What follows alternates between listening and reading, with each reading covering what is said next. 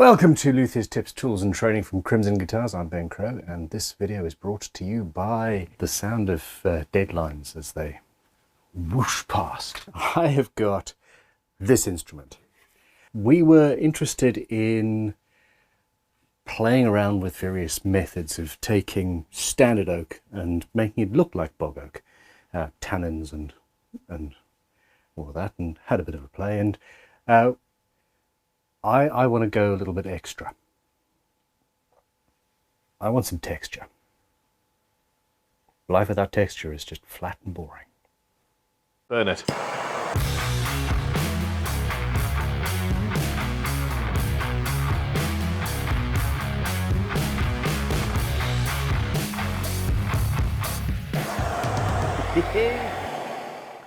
As you can see, this is a version of the bog oak guitar that I made on this channel quite some time ago. So a river on two sides, so resin, I know, sorry, with gold leaf, and black and gold always looks good, but I want to add a variety of textures to this thing, and I'm going to get some carving tools out. As you can see as well, we've gone through various different experimentations with the finish, none of which really excited me. I'm thinking a series of off-center circles, essentially bowls, with a variety of textures inside each bowl. So one will be smooth, one will have, you know, large cuts, etc. And I got this from, well, a single photograph on Instagram. You know that I take inspiration from as many disparate places as possible. Alex Pole Ironwork is a relatively local craftsman. They make bespoke, attractive, gorgeous, forged kitchenalia and assorted hammers and axes and all the fun stuff that you can do with hot metal. I am probably going to have a go at hammering in some of the textures into this very hard oak, but there's also going to be carving involved. But here we go. I'm going to take a pair of vintage blacksmith dividers, and I want to turn it into a scribing divider. So one of the legs is going to have a cutting face, basically a small chisel on the end. I love my life. So there's a point on one side and a small chisel shape on the other. Before I get much further, just in the interest of completeness, I'm going to see if hammering this will make it a little bit harder, and then go through the grits a little bit and make it sharp.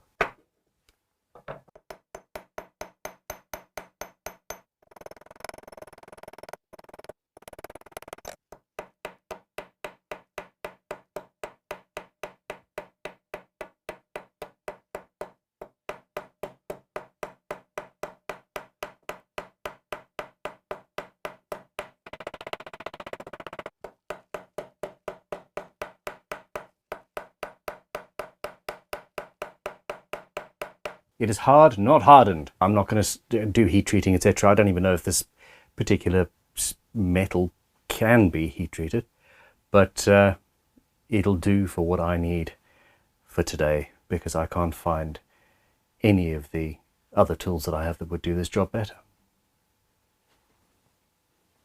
I know it looks tidy, right? It's not. I'm trying to emulate something that was essentially random. Alex just threw a few pots into each other, and they did their thing. So I am not going to try and be too precious about this, which is quite difficult. I do want it to go entirely inside the boundaries of the guitar though.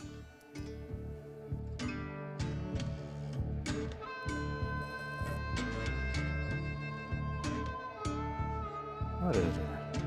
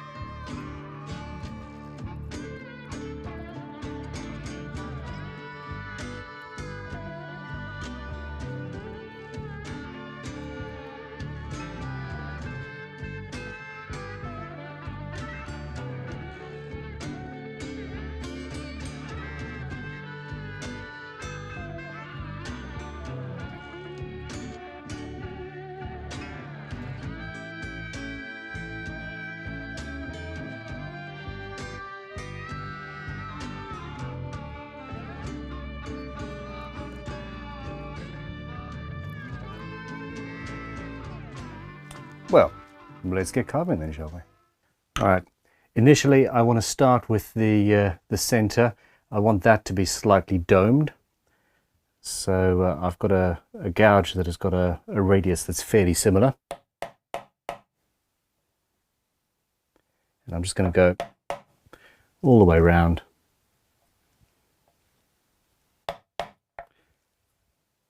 Now the idea here isn't for CNC like perfection. I want texture. I want fun stuff.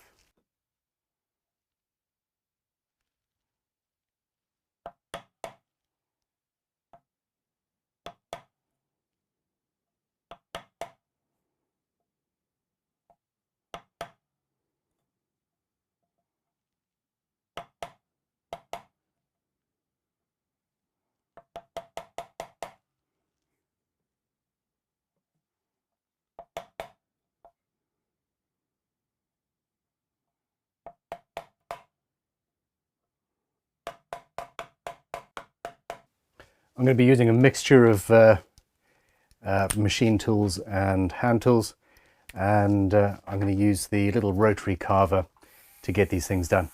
Now, these dots, I was originally just going to leave this flat and then carve. Now I've got dots which are marked out where I really want them, but I want to carve them into a surface. So I'm going to carve through and then do the radius.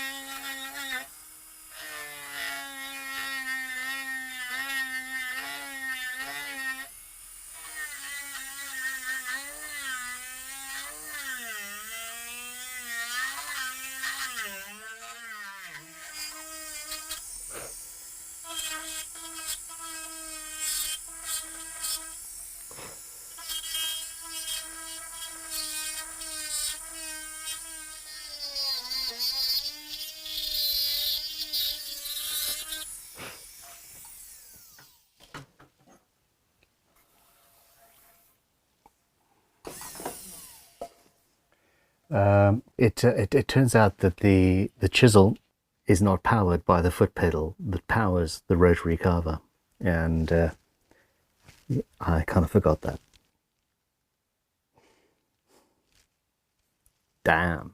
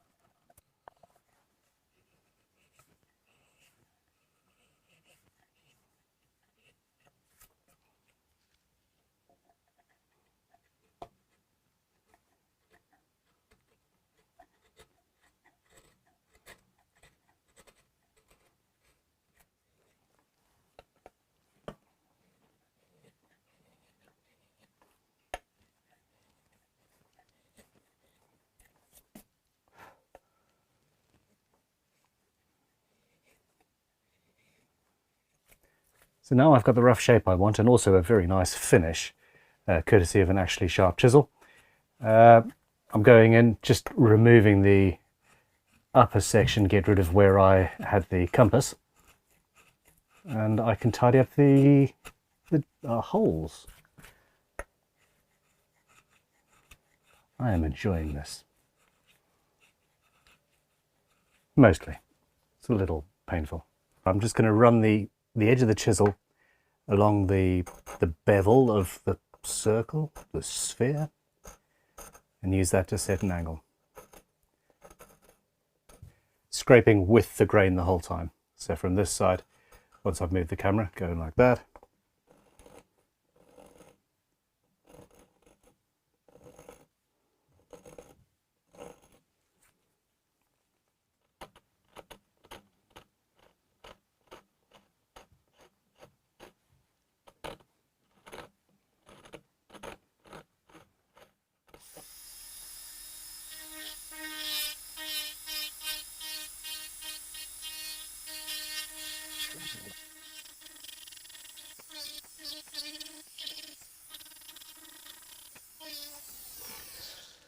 Okay, so partially there. I'm going to hit it with a fret rubber to finalize the surface, and then I can move on. I'm quite excited about how this is turning out. Actually, while the fret rubber is working, some of the rubber is getting in the grain. The ochre is a little bit more open, so I'm just going to go with 400 grit, wet and dry.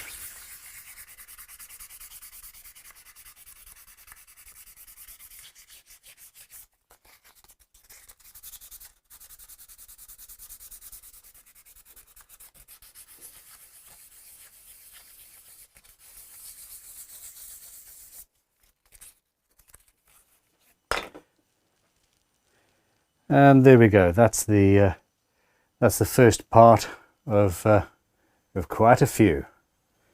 And yeah, this is going to be fun. And I'm going to be using a variety of hand tools for this particular pattern.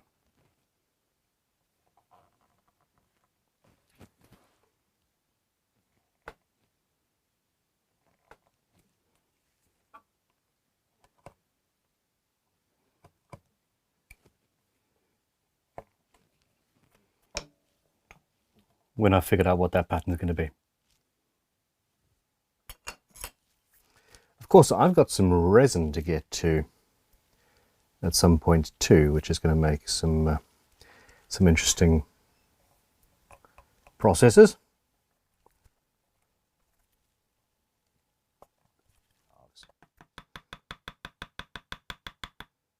Fairly easily.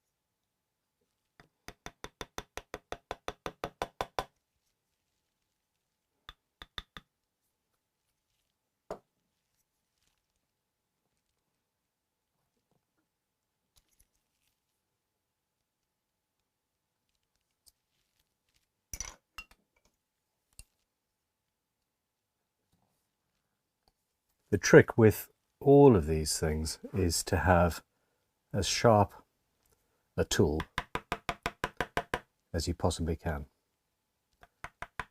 Now, the shape that I'm using as my inspiration here is something where they've literally just taken a hammer with a particular shape on the end and smacked it into steel. It's not quite that straightforward.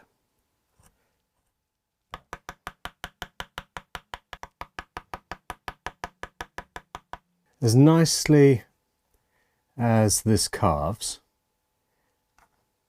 when you're taking relatively small sections or thin cuts, it does require the rotary tool to hog out more of the material. If you're trying to take a larger cut, then it does want to shatter a little bit. I don't want to do that.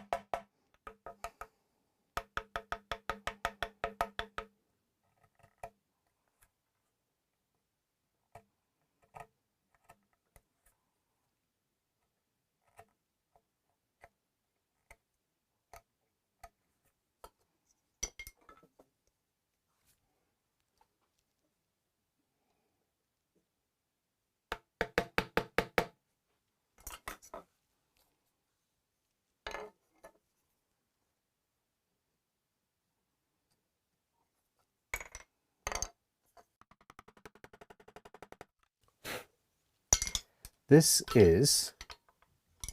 is really coming together, and yeah, I'm very, very happy with how she's turning out.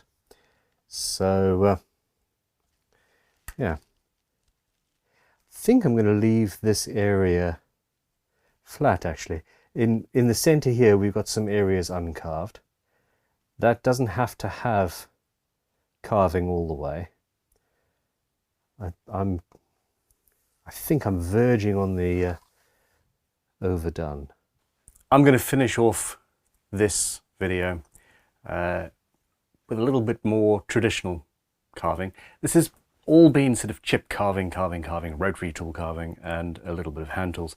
This is a John Green, I think. It's like from the 1780s gouge that is still absolutely perfectly fully functional and fit for the purpose that it was designed for.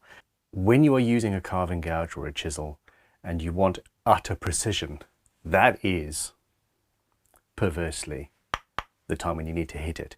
You've got lots of sharp, small movements rather than you putting all of your weight and power behind something that doesn't then stop. Stop, stop, stop, stop, stop gives you the control, if that makes sense. I think it makes sense. Anyway. Okay, so this is going to be fun.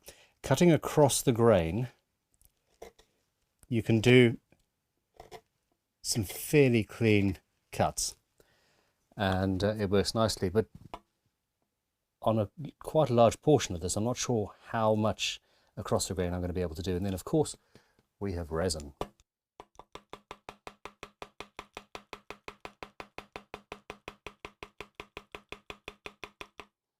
Okay, you also don't want to take too large of a cut, because especially here with that short grain, it'll just chip out and not be great.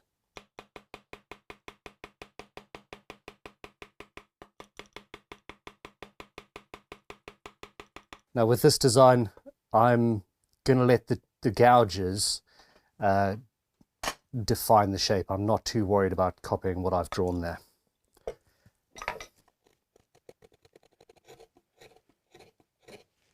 So you see, I'm going against the grain. Because I'm not taking huge cuts, I can just use hand power. But yeah, let's go see what happens.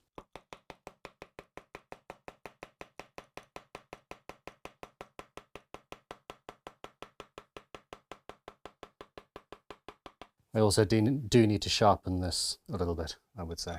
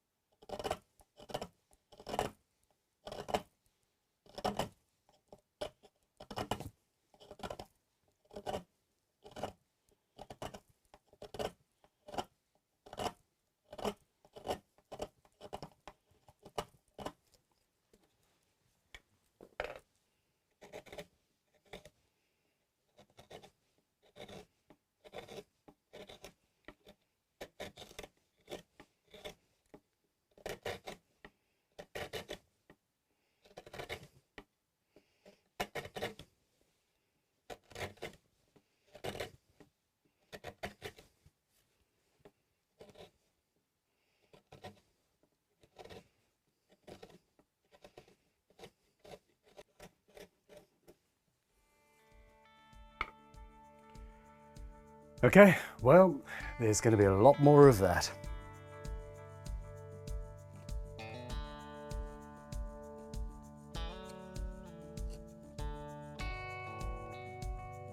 Nope.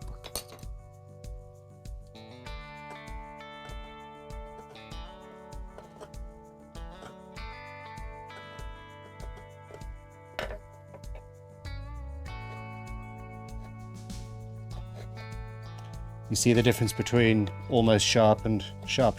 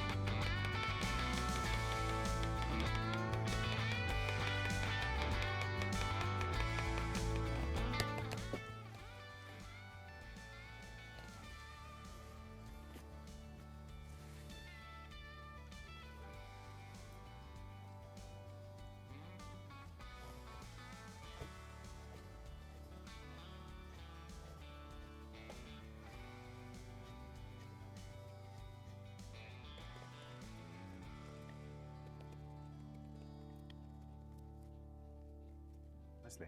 I have had a total blast doing this, and I've got this outline here, and I do think that I need to define where this